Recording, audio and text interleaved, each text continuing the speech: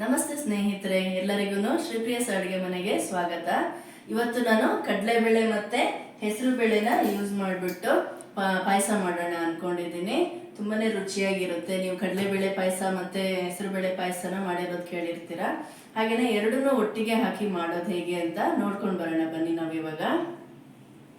ಯಾರೂ ವಿಡಿಯೋನ ಸ್ಕಿಪ್ ಮಾಡಿಲ್ದಾನೆ ನೋಡಿ. ನಾನಿಲ್ಲಿ ಕಡಲೆಬೇಳೆನ ನೆನೆ ಹಾಕಿದ್ದೆ. ಒಂದು 2 ಗಂಟೆನಂದರೆ ಸಾಕಾಗುತ್ತೆ ನೋಡಿ. ತುಂಬ ಚೆನ್ನಾಗಿ ಈ ರೀತಿ ನೆನಿಬೇಕು. ಹಾಗೆಯೇ ನಾನು ಅದ್ರ ಕಾಲು ಭಾಗದಷ್ಟು ಹೆಸರು ಬೇಳೆನ ತಗೊಂಡಿದ್ದೀನಿ. ಇದನ್ನು ಇವಾಗ ಬೇಯಿಸ್ಕೊಳ್ಬೇಕು. ಫಸ್ಟು ನಾನಿಲ್ಲಿ ಒಂದು ಕುಕ್ಕರನ್ನು ತಗೊಂಡಿದ್ದೀನಿ. ಇವಾಗ ಕುಕ್ಕರಿಗೆ ನಾವೇನು ನೆನೆ ಹಾಕಿ ಇಟ್ಕೊಂಡಿದ್ವಲ್ವ ಈ ಕಡಲೆಬೇಳೆನ, ಅದನ್ನು ಹಾಕ್ಕೊಳ್ಳೋಣ. ಬೇಳೆ ಏನು ತಗೊಂಡಿದ್ವಲ್ವ ಇದನ್ನು ಸ್ವಲ್ಪ ನೀರು ಹಾಕಿಬಿಟ್ಟು ತೊಳ್ಕೊಳ್ಬೇಕು. ಚೆನ್ನಾಗಿ ಒಂದ್ಸಲ ತೊಳ್ಕೊಳ್ಳೋಣ ಇದನ್ನು. ಇವಾಗ ಇದನ್ನು ಕುಕ್ಕರಿಗೆ ಹಾಕ್ಕೊಳ್ಳೋಣ. ಇವಾಗ ಇದಕ್ಕೆ ನೀರು ಹಾಕ್ಕೊಳ್ಳೋಣ. ನೀರು ಹಾಕ್ಬಿಟ್ಟು ಇದನ್ನು ಲಿಡ್ ಕ್ಲೋಸ್ ಮಾಡಿಬಿಟ್ಟು ನಾವು ಬೇಯೋದಕ್ಕೆ ಇಡಬೇಕು. ಒಂದು 2 ವಿಷಲ್ ಆದರೆ ಸಾಕಾಗತ್ತೆ.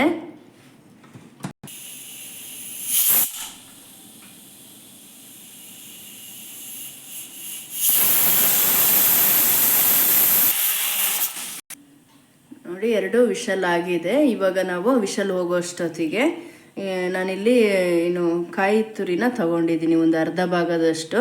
ಇದು ನಾವು ಹಾಲು ತಗೊಳ್ಬೇಕು, ಕಾಯಿ ಹಾಲು. ಅದಾದಮೇಲೆ ನಾನಿಲ್ಲಿ ಬೆಲ್ಲನ ತಗೊಂಡಿದ್ದೀನಿ. ಇದನ್ನು ನಾವು ಪುಡಿ ಮಾಡ್ಕೊಳ್ಳೋಣ. ನೋಡಿ ಈ ರೀತಿ ಚಿಕ್ಕದಾಗೆ ಪುಡಿ ಮಾಡ್ಕೊಳ್ಬೇಕು. ಬೆಲ್ಲ ನೋಡಿ ಎಲ್ಲದನ್ನು ಪುಡಿ ಮಾಡಿ ಇಟ್ಕೊಂಡಿದ್ದೀನಿ. ಒಂದು 2 ಅಚ್ಚಷ್ಟು ಇದೆ ಬೆಲ್ಲ. ಇವಾಗ ನಾವು ಕಾಯಿನ ರುಬ್ಕೊಳ್ಳೋಣ. ಇವಾಗ ಕಾಯಿನ ರುಬ್ಕೊಂಡ್ಬಿಟ್ಟು ನಾವು ಇದರಲ್ಲಿ ಹಾಲು ತೆಕ್ಕೊಳ್ಬೇಕು. ಹಾಗಾಗಿ ನಾನು ಕಾಯಿ ತುರಿ ಒಂದು ಅರ್ಧ ಭಾಗದಷ್ಟು ನಾನು ಕಾಯಿನ ತುರಿದಿಟ್ಕೊಂಡಿದ್ದೆ. ಅದನ್ನು ಇವಾಗ ಹಾಕ್ಕೊಂಡು ಸ್ವಲ್ಪ ನೀರು ಹಾಕ್ಬಿಟ್ಟು ಇದನ್ನು ರುಬ್ಕೊಳ್ಬೇಕು. ನೀರನ್ನು ಹಾಕ್ಕೊಳ್ಳೋಣ. ಸ್ವಲ್ಪ ಹಾಕ್ಬಿಟ್ಟು ರುಬ್ಕೊಳ್ಳೋಣ ಇದನ್ನು. ರೆಡಿಯಾಗಿದೆ. ಇವಾಗ ವಿಷಲ್ ಕೂಡ ಹೋಗಿದೆ. ಬನ್ನಿ ನೋಡೋಣ ಹೇಗೆ ಮಾಡೋದು ಏನು ಅಂತ.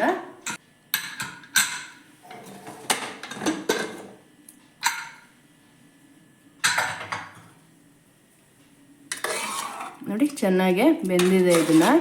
ಇದನ್ನು ನಾವಿವಾಗ ಸ್ವಲ್ಪ ಇದರಲ್ಲಿ ತೆಗೆದುಬಿಟ್ಟು ಇದನ್ನು ರುಬ್ಕೊಳ್ಬೇಕು. ನಾವು ಸ್ವಲ್ಪ ತಣ್ಣಗಾಗಲಿ.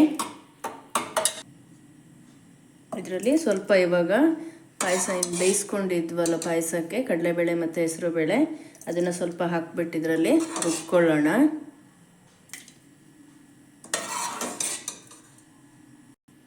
ನೋಡಿ 1 ರೌಂಡ್ ಈ ರೀತಿ ತಿರ್ಸ್ಕೊಂಡ್ರೆ ಸಾಕಾಗತ್ತೆ. ಬೇಗನೆ ಇದು ನೈಸಾಗುತ್ತೆ. ಇವಾಗ ಇದನ್ನು ಇದಕ್ಕೆ ಹಾಕ್ಕೊಳ್ಳೋಣ ಕುಕ್ಕರ್ಗೆ. ನೋಡಿ ಇದರಲ್ಲಿ ಅರ್ಧ ನಾನು ಉಳಿಸ್ಕೊಂಡಿದ್ದೆ, ಇನ್ನು ಅರ್ಧನ ರುಬ್ಕೊಂಡಿದ್ದೀನಿ. ಇವಾಗ ಇದನ್ನು ಮಿಕ್ಸ್ ಮಾಡ್ಕೊಳ್ಳೋಣ. ಇವಾಗ ಸ್ಟವ್ ಆನ್ ಮಾಡ್ಕೊಳ್ಳೋಣ. ಇವಾಗ ಇದಕ್ಕೆ ಬೆಲ್ಲನ ಹಾಕ್ಕೊಳ್ಳೋಣ.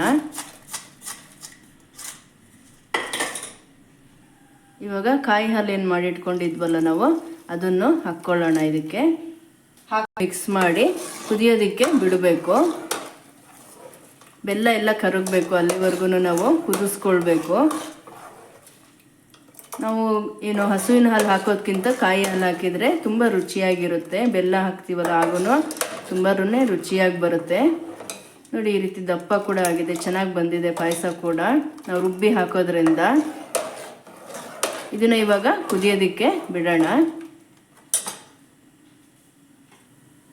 ಬೆಲ್ಲನ ನಾನು ಮೊದಲು ಸ್ವಲ್ಪ ಹಾಕಿದ್ದೀನಿ, ಸ್ವಲ್ಪ ಉಳಿಸ್ಕೊಂಡಿದ್ದೆ. ಅದನ್ನು ಇವಾಗ ಹಾಕ್ಕೊಳ್ತಾ ಇದ್ದೀನಿ. ಸ್ವೀಟ್ ನೋಡಿಬಿಟ್ಟು ಹಾಕ್ಕೊಂಡ್ರೆ ಆಯಿತು. ನನಗೆ ಸ್ವಲ್ಪ ಜಾಸ್ತಿ ಆಗುತ್ತೆ ಅಂತ ಅನ್ನಿಸ್ತು ಬೆಲ್ಲ, ಹಾಗಾಗಿ ತೆಗೆದಿಟ್ಕೊಂಡಿದ್ದೆ. ಬಟ್ ಸ್ವಲ್ಪ ಕಡಿಮೆ ಆಗಿದೆ, ಹಾಗಾಗಿ ಮತ್ತೆ ಇವಾಗ ಅದೇ ಬೆಲ್ಲನ ಹಾಕ್ತಾ ಇದ್ದೀನಿ. ಇವಾಗ ಇದನ್ನು ನೀನು ಕುದಿ ಬರೋದಕ್ಕಾಯಿತು. ಅಷ್ಟೊತ್ತಿಗೆ ನಾವು ಇಲ್ಲಿ ನಾನು ಗೋಡಂಬಿ ಸ್ವಲ್ಪ ಮತ್ತು ದ್ರಾಕ್ಷಿ ಸ್ವಲ್ಪ ತಗೊಂಡಿದ್ದೀನಿ. ಇದನ್ನು ತುಪ್ಪದಲ್ಲಿ ಇವಾಗ ಫ್ರೈ ಮಾಡ್ಕೊಳ್ಳೋಣ.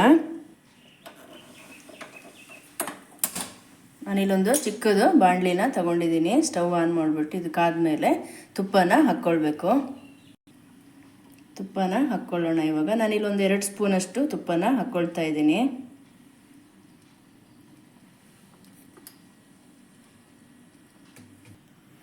ಇವಾಗ ಗೋಡಂಬಿನ ಹಾಕ್ಕೊಂಡು ಸ್ವಲ್ಪ ಫ್ರೈ ಮಾಡ್ಕೊಳ್ಳೋಣ.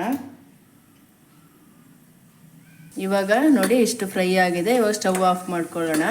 ಸ್ಟವ್ ಆಫ್ ಮಾಡಾದ್ಮೇಲೆ ನಾವು ದ್ರಾಕ್ಷಿನ ಹಾಕ್ಕೊಳ್ಳೋಣ. ಇವಾಗ ಇದಕ್ಕೆ ಹಾಕ್ಕೊಳ್ಳೋಣ.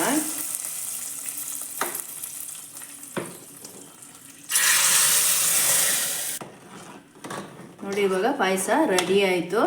ಬೇಗನೆ ಮಾಡ್ಬೋದು, ತುಂಬ ಈಸಿ ಕೂಡ ಮಾಡೋದಕ್ಕೆ, ತುಂಬಾ ರುಚಿಯಾಗಿರುತ್ತೆ.